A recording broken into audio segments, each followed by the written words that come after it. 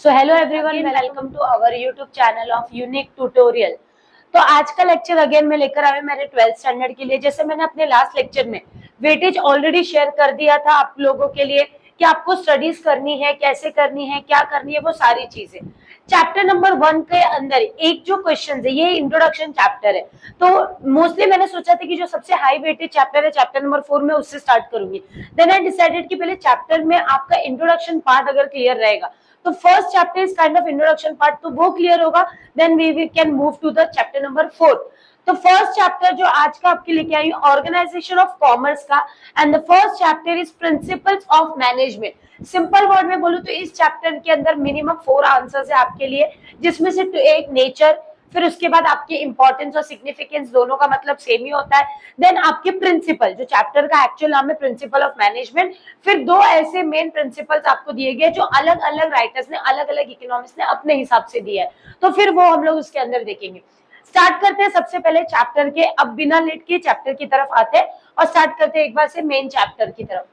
पहले प्रिंसिपल्स का मतलब क्या होता है। नॉर्मली अगर मैं आपसे पूछूं कि भाई प्रिंसिपल्स क्या होता है, तो प्रिंसिपल्स का मतलब होता है कुछ रूल्स, कुछ रेगुलेशन। जैसे कि एक एग्जांपल देखिए, आपके घर के अंदर एक रूल होगा कि भाई सुबह 7 बजे सबको उठना ही पड़ेगा, सबको ये चीजें करनी पड़ेगी। ऐसा आपके पेरेंट्स से आपने कभी पूछते, जैसे आपके फादर या आपके मदर आपको बैठकर समझाते कि भाई बेटा तू करियर में ना ऐसा कर, अच्छा ये मत कर, ये करेगा ना तो इससे प्रॉब्लम होगी। अब वो जो एक्सपीरियंस आपके साथ शेयर करते वो किस बेस पे करते, क्योंकि उन्होंने लाइफ में बहुत सारा एक्सपीरियंस किया हुआ है, तो उनकी लाइफ में जो उन्होंने एक्सपीरियंस किया उस एक्सपीरियंस को वो आपके साथ एक ट्रूथ और फैक्ट के साथ उसको प्रेजेंट करते हैं।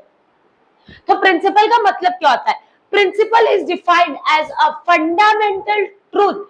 फंडामेंटल ट्रूथ मतलब ऐसे नहीं जो किसी ने उठ के बोल दिया, ये किसी ने एक्सपीरियंस किया है, ये किसी ने देखा है और उस बेस पे।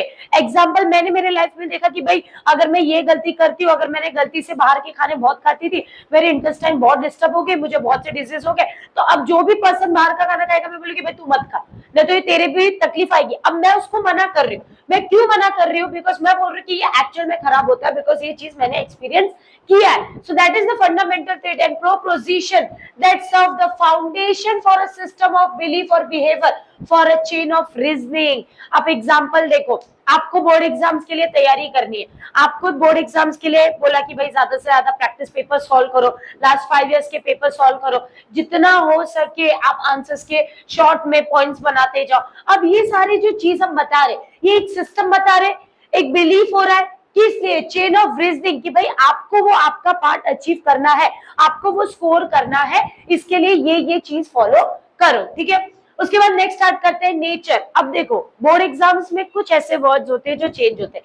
नेचर पूछा, फीचर पूछा, कैरेक्टरिस्टिक्स पूछा, this 3 meanings are the same. चाहे नेचर लिखो, चाहे फीचर्स लिखो, चाहे आप कैरेक्टरिस्टिक्स लिखो, तीनों का मतलब एक ही होता है।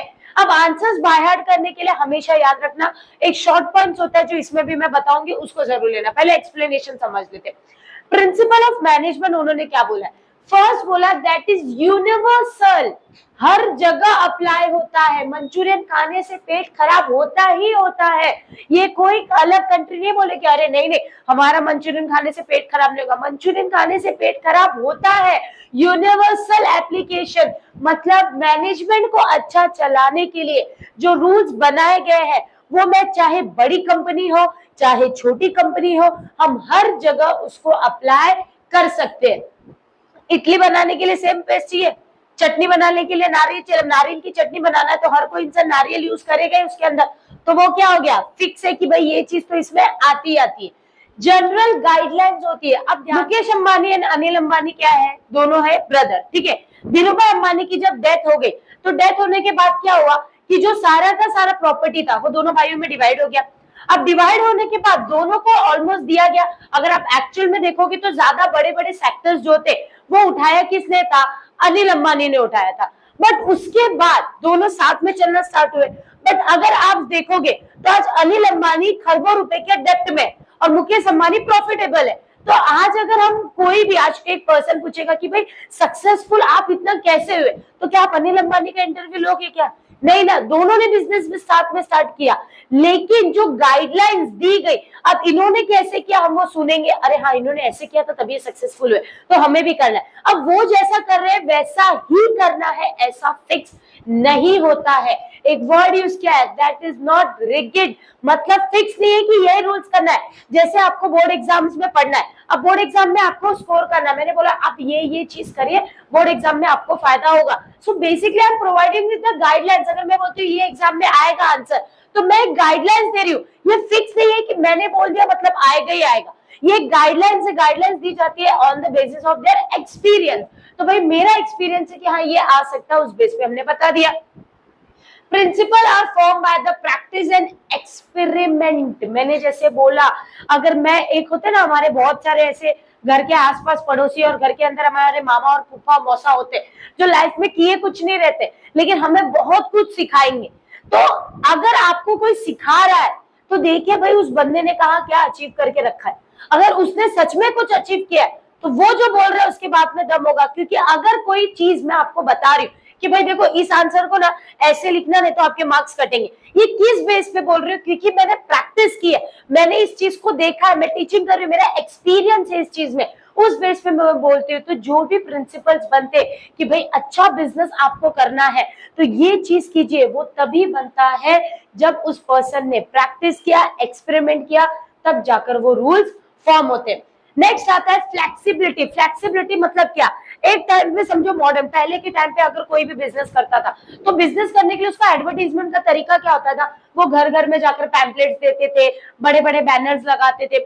पर आज का टाइम देखो, आज अगर ये बोलता है कोई कि भाई घर घर जाकर पैम्पलेट दो, तो उससे बेस्ट है कि हर घर में फोन है एंड हर घर में सोशल मीडिया है। तो अगर हम एडवर्टाइजिंग का सोर्स अगर ज्यादा देखेंगे तो आज यूट्यूब इंस्टा पे ज्यादा एडवर्टाइजिंग सोर्स बन चुका है। तो जो पैटर्न ऑफ मार्केटिंग है, जो वे ऑफ मार्केटिंग है, वो टाइम के साथ क्या हो गई? चेंज। तो मैनेजमेंट भी यही बोलता है कि भाई टाइम टू टाइम जो पैटर्न ऑफ चीजें रहती है वो फ्लेक्सिबल। फ्लेक्सिबल का मतलब क्या होता है? Change. Behavioural in nature. Behavioural in nature का मतलब टीम इंडिया में खाली एक प्लेयर ने 100 सेंचुरी मार भी दिया पर बाकी सब प्लेयर 0 पे आउट हो गए तो भी टीम जीतेगी नहीं। पर हर प्लेयर 50-50 मारकर जाएगा तब जाके कोई अच्छा स्कोर बनेगा। तो कोई भी हम अगर अचीव गोल करना चाहते हैं बिजनेस के अंदर, आप पर्सनल गोल की बात नहीं, बिजनेस के अंदर कोई बड़ा गोल अचीव करना है तो वो विदाउट ग्रुप पॉसिबल नहीं है। सो ग्रुप एक्टिविटी के बिना बिल्कुल भी पॉसिबल नहीं है कि कोई भी बिजनेस चलेगा। मैनेजर ये सोचता है कि भाई मैं मैनेजर हूं और मैं अकेले सब कुछ कर सकता हूं, मुझे किसी की जरूरत ही नहीं है, तो भाई ऐसा कभी भी नहीं होगा। क्योंकि बिना ग्रुप के, बिना एम्प्लॉयज, बिना सुपीरियर सबॉर्डिनेट्स के आप अचीव नहीं कर सकते हो। Then cause and effect relation, इसका मतलब क्या होता है? जैसी करनी वैसी भरनी, सीधी सी चीज है। आज आपकी कंपनी के अंदर कोई एम्प्लॉय काम करता है और आप वो एम्प्लॉय आपकी कंपनी के लिए डेडिकेटेड है, 10 घंटे 8 घंटे आप जितना बोल रहे हो उतना काम कर रहे हो, पर आप टाइम पे पेमेंट नहीं देते हो, उसके काम को अप्रिशिएट नहीं करते हो, तो धीरे धीरे उसको क्या फील होगा कि भाई इस कंपनी में काम करके मतलब है नहीं, क्योंकि इस कंपनी में मैं काम करूंगा तो मुझे कोई भी रिस्पेक्ट मिलने वाली नहीं है। तो वो आपकी कंपनी के लिए जितनी मेहनत करता था वो मेहनत करना कर देगा बंद। मतलब जो एक अच्छा एम्प्लॉय था आप खो दोगे, अच्छी इंसेंटिव दोगे, अच्छी सैलरी दोगे तो वो भी खुश होगा और वो भी काम करेगा, और वो अच्छा काम करेगा तो आपकी कंपनी पे का ही ग्रो होता है। नेक्स्ट आता है all principle are of equal importance. अब आप जब आगे जाके प्रिंसिपल पढ़ोगे, हेनरी फ्योल्स प्रिंसिपल्स ये सारे पढ़ते हो, तो उसमें मैं नहीं बोल सकती अरे ये प्रिंसिपल को फॉलो कर बहुत जरूरी है, अरे नहीं सुबह सुबह उठ के ब्रश क्या करना वो जरूरी है, भले तू नहा मत। ऐसा नहीं होता है भाई, सुबह ब्रश करना भी जरूरी है और नहाना भी जरूरी है। तो हर एक काम इंपॉर्टेंट होता है हमारी लाइफ में, जैसे वैसे ही जितने भी प्रिंसिपल्स है हर प्रिंसिपल इक्वल इंपॉर्टेंस के साथ ही चलते हैं। सो ये देखिए, अब देखिए बोर्ड एग्जाम्स में इसके आने के चांसेस मोस्ट प्रोबेबली इतने नहीं होते, इसके लिए मैंने इसको आपको एक शॉर्ट समरी में दिया है। इसका अगर आप शॉर्ट फॉर्म देखोगे तो सिंपल सा देखो, यूपी, ठीक है, उसके बाद एबी, यूपी, आपका यू हो गया यूनिवर्सल एप्लीकेशन, पी हो गया प्रिंसिपल, ए हो गया ऑल प्रिंसिपल, बी हो गया बिहेवियरल नेचर, उसके बाद आता है एचसीजी। यूपी एबी एफसी जी, यूपी एबी एफसी जी, यूपी एबी एफसी जी। आंसर को बाहर कर लेना। यू फॉर यूनिवर्सल एप्लीकेशन, हर जगह अप्लाई हो सकता है। पी फॉर प्रिंसिपल जो है वो हमने जब प्रैक्टिस किया तब जाके मैंने ये बताया, मैंने बहुत एक्सपेरिमेंट कर करके बोला अरे ऐसा करने से सच में रिजल्ट आ रहा है। तो जो भी मैंने प्रिंसिपल बनाया मेरे एक्सपेरिमेंट से बनाया। ए से होता है ऑल प्रिंसिपल, हर प्रिंसिपल को इक्वल इंपॉर्टेंस दिया, कोई ज्यादा कोई कम होता नहीं है। बी से आता है बिहेवियरल इन नेचर, कि ये ग्रुप एक्टिविटी है, मैनेजर ही नहीं बोल सकता भाई चल चल तू निकल, मुझे तेरी जरूरत नहीं है। जब तक अगर आपको काम करना है तो ग्रुप में अगर आप करोगे तो ही बिजनेस ग्रो करेगा, नहीं तो बिजनेस ग्रो करता नहीं है। एफ से आता है फ्लेक्सिबिलिटी। फ्लेक्सिबिलिटी का मतलब क्या होता है, जब चाहे टाइम आया तब मैंने अपने बिजनेस को चेंज कर दिया। सी से एग्जांपल दिया था आपका कॉस्ट, जैसी करनी वैसी भरनी। अच्छे इंसेंटिव्स दोगे अच्छे से काम करेगा, कम इंसेंटिव दोगे कम काम करेगा। एंड जी से होता है जनरल गाइडलाइन, फिक्स नहीं है कि इसको फॉलो करना ही है, ये सिर्फ एक नॉर्मल गाइडलाइंस है, टाइम टू टाइम इसको आप अपने हिसाब से चेंज कर सकते हो। होप सो नेचर वाला पार्ट आपका क्लियर हो गया। अब नेक्स्ट आता है सिग्निफिकेंस। सिग्निफिकेंस का मतलब और इंपॉर्टेंस का मतलब सेम होता है। अगर आपको क्वेश्चन आया कि explain the importance of principle of management, या क्वेश्चन आता है explain the significance of principle of management, the meaning of both are the same, so there is no need to be get worried if they are twisting the question. चलो अब इसका फायदा क्या होता है, सबसे पहले provide insight to the manager. एक मैनेजर को अपनी कंपनी कैसे चलानी है और क्या चीज कैसे करना है ये उसको कैसे पता चलता है, जब वो मैनेजमेंट ऑफ प्रिंसिपल पढ़ता है तो उसको ये थोड़ा आइडिया मिलता है कि अच्छा हाँ ये जो गलती थी ऐसी ऐसी चीजें मुझे नहीं करनी है। नहीं तो हो सकता है कि देखो आप जब प्रिंसिपल्स पढ़ोगे ना तो आपको और ज्यादा अच्छे से क्लियर होगा कि भाई ये चीजें क्या थी। तो जैसे प्रिंसिपल एक एग्जांपल, जैसे बोला जाता है कि भाई अगर एम्प्लॉयज को काम करना है तो टीम वर्क के साथ करना है। आप अपने आप को बड़ा या छोटा बोल के आप अपने नीचे वाले को हमेशा डांट रहे, ये चीज नहीं करना है। तो जब वो चीज पढ़ेगा उसको समझ में आएगा कि अरे हाँ अगर मुझे अच्छे से चलना है तो मुझे मेरे सारी टीम को अपने लेवल पे लेके चलना है, कोई बड़ा कोई अमीर होना वहां पे नहीं चाहिए। तो उसको इंसाइटली कैसे चलाना है वो समझ में आता है। Help in efficient utilisation. Utilisation का मतलब क्या होता है, यूज करना। रिसोर्सेज कितने होते हैं, दो।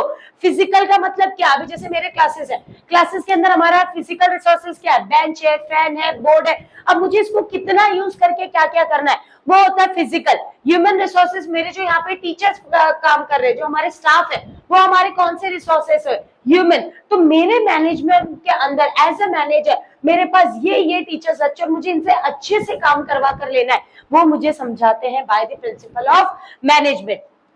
साइंटिफिक डिसीजन है, रात को सोए सुबह उठ के बोला अरे ऐसे करो तुम बिजनेस मस्त कमा लोगे, ऐसा नहीं है। ये प्रॉपर रिसर्च के साथ जो बड़े बड़े बिजनेसमैन जो सक्सेसफुल हुए उनसे पूछा गया, उन्होंने बोला कि हमारे बिजनेस में एक तरफ समझो अंबानी को रखा, एक तरफ टाटा को रखा, एक तरफ बिरला को रखा। बोला सर आप तीनों बताइए कि आपका बिजनेस कैसा हो। उन्होंने बोला ये, और तीनों की चीजों में जो कॉमन दिखा कि भाई ये भी बोल रहा है ऐसे किया था मैंने, उसने भी ये किया था, उसने भी, मतलब ये एक ऐसी चीज है जो हर बिजनेसमैन कर रहा है इसलिए वो सक्सेसफुल हो रहा है। तो वो साइंटिफिक डिसीजन है जहां पे एक्सपेरिमेंट करके डिटेलिंग के बाद बताया गया। उसके बाद होता है सोशल रिस्पॉन्सिबिलिटी। हम बहुत बार ये होता है कि हम प्रॉफिट, जैसे हमने देखा बिजनेस के अंदर क्या होता है, बिजनेस में हम ये सोचते हैं कि हमें प्रॉफिट कमाना है, बट प्रॉफिट कमाने के चक्कर में बहुत सी गलतियां कर देते हैं। गलतियां कैसी होती है, सोशल का मतलब होता है सोसाइटी।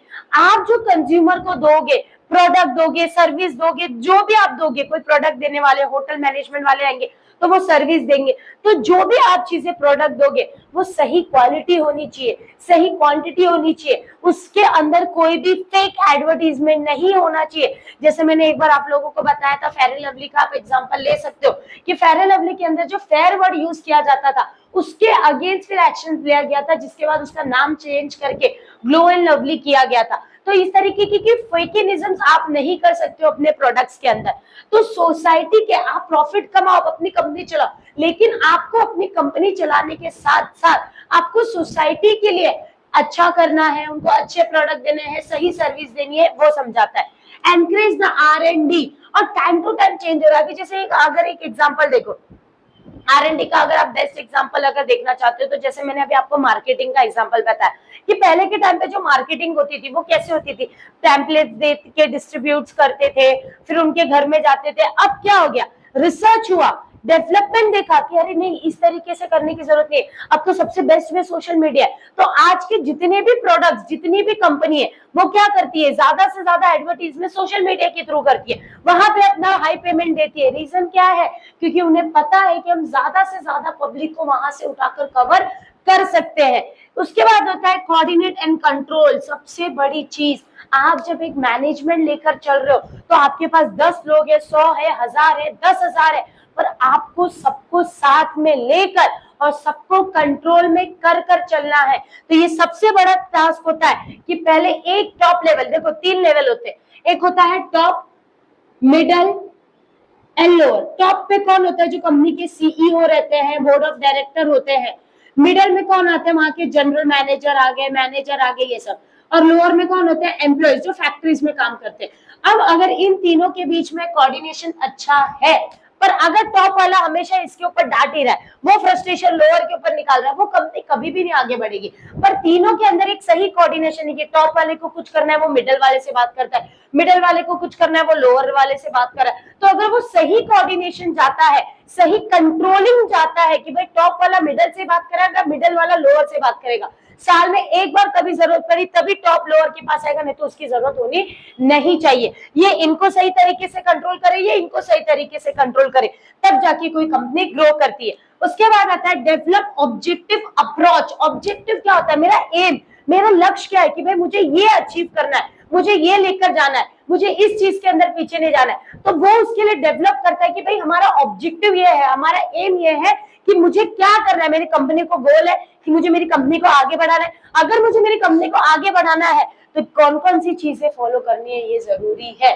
तो शॉर्ट में वापस से, सिग्निफिकेंस ऑफ प्रिंसिपल क्या था, इनसाइड, मैनेजर को अंदर के बारे में बताता है कि चीजें कैसे कंट्रोल करना है, जितने भी रिसोर्सेज उसके पास है, फिजिकल एंड ह्यूमन, उसको कितने अच्छे से यूज करना है। अच्छा एक ह्यूमन, एक अच्छा मैनेजर के पास एम्प्लॉइज है जो बहुत माइंडफुल है, उसको उतने रिवॉर्ड दो, अच्छा काम किया रिवॉर्ड दिया। साइंटिफिक डिसीजन, पहले एक्सपेरिमेंट किया गया, डेटा देखे गए, तब जाकर बोला गया कि हाँ ये चीज सही है। अंडरस्टैंडिंग, सोसाइटी के लिए कुछ अच्छा करना, R&D को डेवलप करना, सही तरीके से अपने लेवल्स ऑफ मैनेजर्स के साथ कोऑर्डिनेट करना और अपने ऑब्जेक्टिव अप्रोच करना। तो यहाँ पे इस चैप्टर का आपका नेचर एंड सिग्निफिकेंस का पार्ट होता है खत्म। और ये बेसिक्स पॉइंट्स है, इसके अंदर आपको इतना टेंशन लेने की जरूरत नहीं है, सिर्फ पॉइंट वाइज याद करो, ये इमीडिएटली आपको बाय हार्ट हो जाएंगे। और डिटेलिंग हमेशा आंसर्स के अंदर ध्यान रखो, आंसर्स के फर्स्ट और सेकंड लाइन आप लिखोगे तो एक चीज ध्यान रखो, जब भी लिखना तो थोड़ा सा एथिकल लिखना। अब जब आंसर्स लिखते हैं तो कभी कभी हम गलती क्या करते हैं, हम फटाफट ओन वर्ड्स में लिखते हैं। ओन वर्ड्स लिखो, बट ओन वर्ड्स लिखते समय उसके अंदर जो सबसे मेन चीज होती है कि आपको ये समझना है कि आपका कंटेंट मिस नहीं होना चाहिए। तो आज का लेक्चर हमने nature and significance and introduction का पार्ट लेकर कवर किया। नेक्स्ट लेक्चर में हम आएंगे सिर्फ एक टॉपिक के साथ, Henry fjord 14 principles of management. बहुत ही शॉर्ट टर्म में आपको इजीली पूरा का पूरा चैप्टर समझ में आ जाएगा। और भी ऐसे कोई वीडियोस चाहिए तो उसके लिए लाइक कीजिए, शेयर कीजिए और कमेंट कीजिए कि और कौन कौन से 12th OC and eco and SP के लिए आपको और वीडियोस चाहिए। Thank you, bye bye.